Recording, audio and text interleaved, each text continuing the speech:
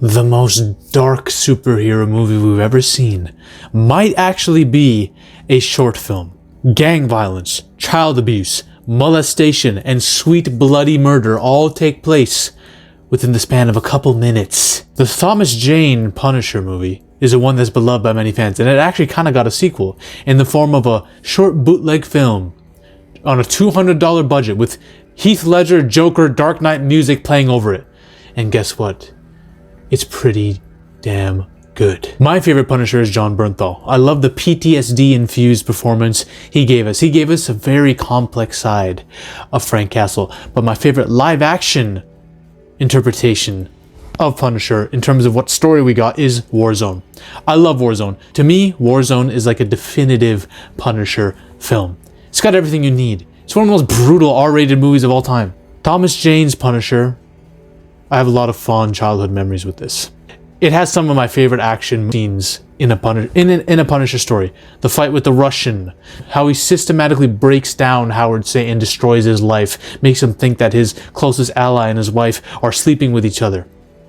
But then there's Dirty Laundry, a short film masterpiece that showcases the most brutal qualities of Frank Castle after he's given up on life as the Punisher. Now, Thanos with the Infinity Gauntlet is a deadly pairing. We know this. We've seen Infinity War. We've seen what this man can do with this weapon in his hands. But Frank Castle holding a bottle of Jack? I'm sorry. Thanos is running for his life. You see Frank Castle coming at you with a bottle of Jack. Especially one that's as indestructible. This bottle is made of vibranium in this film, guys. I'm sorry. Thanos is calling his army off. He's saying, we're going to come back another day. Live to fight another day. That's how deadly the pairing of Frank Castle and the bottle of Jack truly is. And it's shown in flying colors with this movie. This film is dark. I don't mean just... I say dark a lot. I don't mean like it's, like the Nolan movies dark. You know, I don't mean like it's BVS dark. I mean like we're dealing with some really, really mature content. Gang violence. This dude's an absolute menace. The gang leader of this is a menace. This dude's fucking everyone's day up. He takes a chick, beats her up, takes her to a back alley, and starts molesting her. Off screen, of course. But we know what's going down. After a kid refuses to sell drugs for them, they beat the shit out of the kid. This shit is... This is beyond Gotham City, because this is done in broad daylight, y'all. This is an alleyway in the city in the Spawn animated series if it was in broad daylight. That's how dark we're getting with this. But the Punisher, Frank Castle, he's done with that life. He's letting it happen. He's letting his clothes wash in the laundry while he's just waiting to see all this shit. It's nothing new to him. This is how reality has always been for him. He just walks by and lets it happen. He goes into a convenience store to get some stuff. He sees Ron Perlman there. And there's literal crime happening outside. The gangs are doing this shit right outside. I don't know what town or city this is in. So what city block. This looks like it's a third world war-torn country. And he speaks to Ron Perlman about what the hell's going on out there. And Ron Perlman says, if anything happens to them, 5 more gang members will replace them next week. Ron Perlman was a former army vet who tried once to go out and stop it. And he got his legs broken. He's now in a wheelchair. This is a hopeless situation. This movie, it shoves it down your throat how hopeless the situation is, how dark. This is the most violent street corner we've ever seen. The people are getting molested and killed here every other second. Bruce Wayne is in the wrong city. Batman is in Matt Murdock. All these vigilantes are in the wrong city. Okay, I don't know where this is. The entire first 4 minutes of this are building up the tension, seeing this shit happen, this crime happen outside, and nothing's being done about it. It's building up emotion within you. You're hyped to see these criminals get it, but it doesn't happen at first. Frank just watches, and we're left with the question: can one man make a difference? If he stops this crime out there, it's pointless. It's like a war-torn country. Another gang will come in and fill in the power vacuum. Another victim will always be there. Frank will kill them, and what? Frank will just leave and drift off to another place, and they'll be replaced. Nothing will make a difference. Ron Perlman said it. Frank decides, give me a bottle of Jack, please.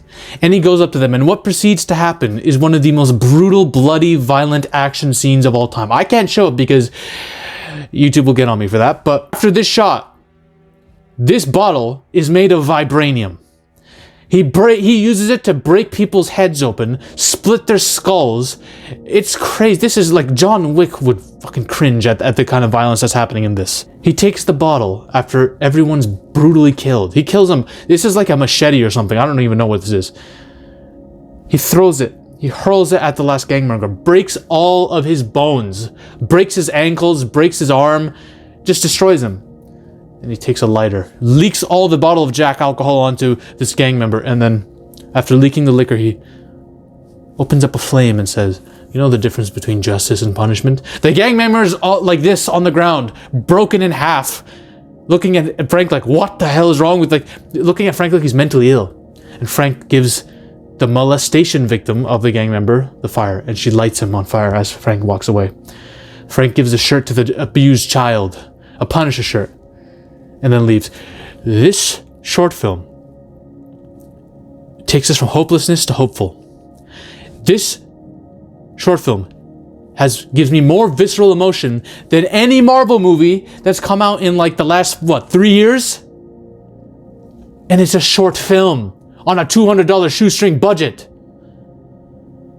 What is that?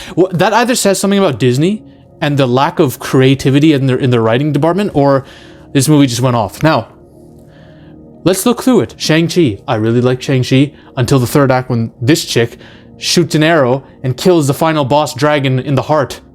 Look, what? Why does Marvel do this? Why did they set it all up? They're gonna knock it down. They're gonna knock all the bowling pins down, and then they fucking break their heads open with the freaking bowling ball. Eternals. Oh, I don't even know why Macro put this movie in here. When I watched this in the theaters, I was wondering why do people enjoy this shit? Eternals is bad. I don't care. Argue with yourselves. Ant-Man 3, you don't even need me to even speak about how trash this film is. Listen, the Marvels, I don't even take these movies seriously. So when I watch the Marvels, I viewed it as a comedy, and through the lens that this is just a bad comedy, I actually kind of enjoyed it. It's dumb as fuck. I enjoyed Wakanda Forever more. I thought I was gonna despise this film, but I enjoyed it for the most part. I really like Namor, to be honest. He kind of carried the film for me. I like Guardians 3. I like Deadpool and Wolverine, despite if you look past the nostalgia, the cameos and all that shit, the movie kind of falls apart towards the third act and has a pacing issue. But with all these films, there's like a level of depth and emotional resonance that's lacking. A lot of it's like it's almost like it's made for a lot of it's made for families now. Not Deadpool and Wolverine, but a lot of it's like ooh, like it's made for children now and shit. Like it's very superficial shit. I don't know how to describe it. It just, Marvel doesn't hit the same anymore. And now they're trying to go dark and real. They're trying to tell you, no, we can be that level of dark. Okay, well, can they? Well, we got 2 movies coming out that tease the espionage, dark storytelling side. But let's just be honest here. The Thunderbolts is going to see Bucky and Captain Russia, whatever the hell his name is, they're going to be made to look like fools just to prop up the other characters. And we know who we're talking about. I love Yelena, by the way. She's my baby. Mwah, I love you, Yelena. But we know Marvel loves doing this now. Okay? They did it with Bruce Banner. I made a whole video about how the Hulk got ruined. Taskmaster, all I'm going to say is I'm going to make a whole video discussing how to redeem Taskmaster and resurrect Tony Masters in the MCU. Not whatever the hell this was. They claim that they're going to make Daredevil and Punisher as gritty as they should be. We'll see. I don't have faith in the MCU, but I'm excited for Daredevil. He's one of my favorite characters of all time. Now, the one thing is, this bootleg film almost started its own universe. Dirty Laundry almost started its own bootleg universe. We were going to get a Lady Punisher film with Gina Carano. I'm kind of glad that we didn't get that, because I don't know why the hell they would even do that. But I like Gina Carano, okay? I think what they could do is reestablish the bootleg universe with older veteran superheroes like Matt Murdock, played by Ben Affleck. Matt Murdock's an older dude, but he's still blind, and maybe he sees some fuck shit happening with the gang. He decides to whip out a stick and go to work. We don't see him in his costume. Remember, we don't need to. Maybe we can see his mask in his lair or something for a bit. But we can just see him beating the shit out of a couple gang members. That's it, done. Boom. These are more character dramas than they are like, action CGI set pieces. Nicolas Cage as a Ghost Rider. Maybe we see a satanic cult Maybe they're trying to sacrifice a chick to some demonic entity they worship.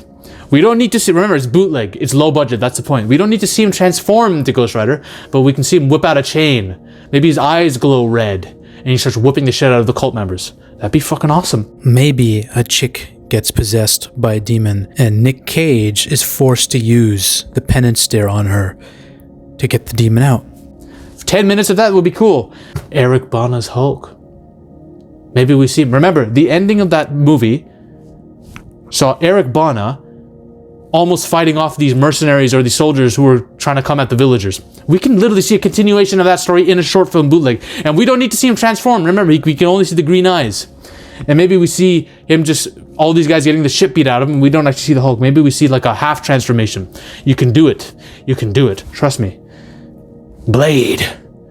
An older Blade whooping the shit out of a couple people who are like half-breed vampires or something. I don't know. Especially now that Blade just came out of the TVA. Marvel can do this, but guess what? DC's not going to do this. They want to do their own Marvel Knights thing. And we don't know how brutal they're going to make that. We don't know how R-rated they're going to make that. They're going to do their own shit. We don't have faith in them. But imagine how good a bootleg universe with older veteran superheroes would have hit. That would have been so awesome. We don't need to bring cameos into all these other movies like Deadpool, Wolverine, and have the movie just based off of cameos and all that. We don't really need to do that anymore with the multiverse. We can literally just establish a bootleg universe with like a TVA timeline of all these Fox superheroes. That'd be awesome, wouldn't it? Come on, man. Can we pitch this to somebody? Marvel shit. Regardless, Dirty Laundry, The Punisher is goated.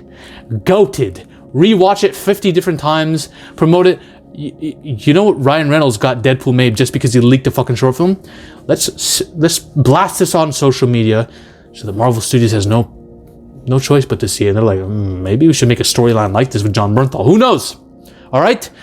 I made a video describing who the best Punisher really is between all the ones that we've seen. Watch it here. Ladies and gentlemen, we are on a mission to take over Hollywood. If you want to suggest video topics to me and discuss your favorite movies and your favorite film theories with like-minded fans in a community geared towards changing storytelling itself, join my free Discord right now. The link is in the description and probably in the comment section too. Join it. We're changing the game one Coke line at a time. See you on the other side.